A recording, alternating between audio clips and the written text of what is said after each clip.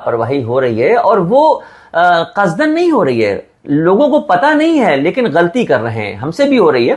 اکثر ایسا ہوتا ہے، آپ غور کیجئے گا کہ جب اذان ہوتی ہے، دن میں 5 مرتبہ جب نماز کے وقت ہوتا ہے، اذان ہوتی ہے، تو اذان کو ہم اس اہمیت سے نہیں سنتے ہیں جو اس کی اہمیت ہے، لیکن چونکہ ہمیں پتہ نہیں ہے، ہم کو صرف اتنا پتا ہے کہ اذان اس لیے ہو رہی ہے کہ نماز کا وقت ہو گیا ہے۔ نہیں، علامہ اقبال نے حضرت بلال کی اذان کی ترجمانی کی تو کہا، اذان ازل سے تیرے عشق کا ترانہ بنی، نماز اس کے نظارے کا ایک بہانہ بنی۔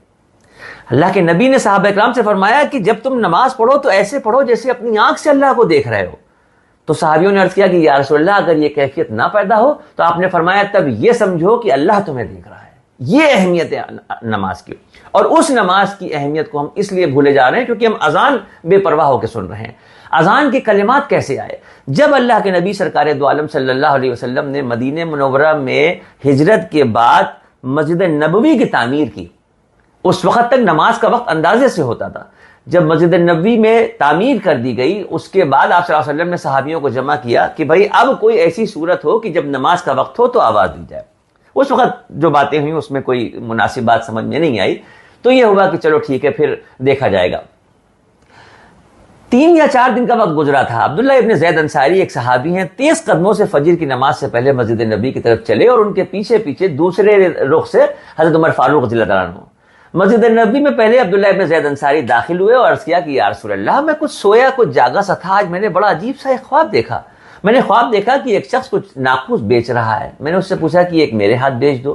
بیچنے والے نے پوچھا تم کیوں خرید رہے ہو؟ تو میں نے کہا ہم اس کو بجا کے لوگوں کو نماز کے لیے بلائیں گے۔ تو بیچنے والے نے کہا کہ نہیں تم یہ نہ خریدو، میں تمہیں اس سے بہتر طریقہ بتاتا ہوں، اور اس بیچنے والے نے پورے اذان کے کلمات سنا دیے، اللہ اکبر سے شروع ہو کے جو ہم سنتے ہیں۔ یہ موقع تھا کہ حضرت عمر فاروق ایک قدم آگے بڑھے اور عرض کیا کہ یا رسول اللہ، بلا مبالغہ یہی خواب میں نے بھی دیکھا۔ یعنی یہ اذان کے الفاظ پہلے 2 صحابیوں کو خواب میں سنائے گئے، اس کے بعد دوسرے دن جبرائیل علیہ السلام اللہ رب العزت کی بارگاہ سے یہ اذان کے کلمات لے کے اللہ کے نبی کی خدمت میں حاضر ہوئے اور اذان کے کلمات دہرا دیے۔ وہ موقع تھا کہ جب آپ صلی اللہ علیہ وسلم نے عبداللہ ابن زید انصاری سے کہا کہ بلال اونچی آواز والے ہیں، ان کو سکھاؤ، اور پھر چشم فلک نے وہ نظارہ دیکھا کہ حضرت بلال نے اللہ رب العزت کے محبوب نبی کریم سرکار دو عالم صلی اللہ علیہ وسلم کے کہنے پہ پہلی مرتبہ مسجد نبوی کی دیوار پہ کھڑے ہو کے اذان دی۔ اذان جب انہوں نے دی، لوگوں نے سنا، تو ہمارے نبی نے فرمایا قیامت تک کے لیے، اب یہ جو بات ہے یہ قیامت تک کے لیے، ہمارے نبی نے فرمایا کہ دنیا میں جو لوگ اذان دیتے ہیں، جو مؤذن کہلاتے ہیں، جو مسجدوں میں 5 وقت اذان دیتے ہیں، ان کا مقام و مرتبہ پتہ ہے آپ کو؟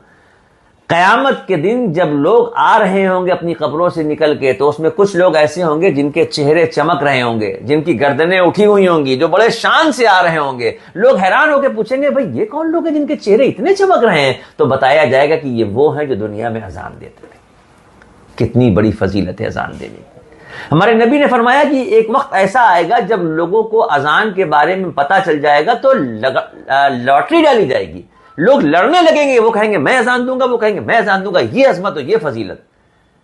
جب یہ نظارہ سامنے آیا تو صحابہ اکرام نے ہاتھ جوڑ کے عرض کیا کہ یا رسول اللہ، اتنی بڑی فضیلت اذان کی اور اکیلے بلال کے حصے میں چلی گئی، ہم محروم رہ گئے۔ اے اللہ کے نبی، ہمارے ساتھ حق تلفی ہے۔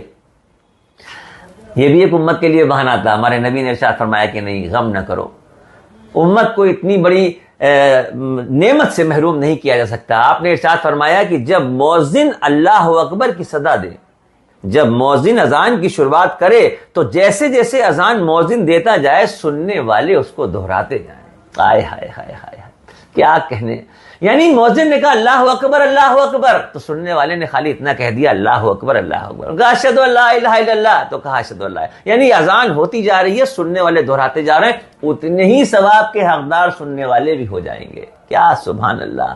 ایک روایت میں آتا ہے کہ جتنے بھی لوگ اذان کے الفاظ دہراتے ہیں، یہ بالکل اس کے برابر کا ثواب ہوگا جو ایک مؤذن کو ملتا ہے۔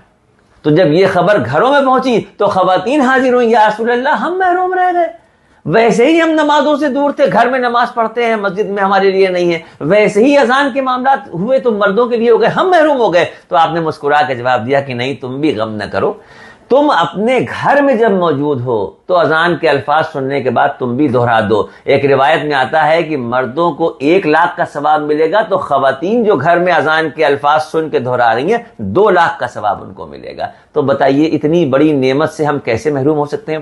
صرف اسی لیے نا کہ ہم بے پرواہ ہیں، صرف اسی لیے کہ ہمیں ہوش نہیں، غفلت میں اذان ہو رہی ہے تو ارے ٹھیک ہے بھائی نماز پڑھ لیں گے، اذان ہو رہی ہے تو نماز پڑھ لیں گے نہیں، اذان کو سنیے، لفظوں کو دہرائیے، ثواب کے حقدار ہوئیے، اس کے بعد مصلی پہ آئیے۔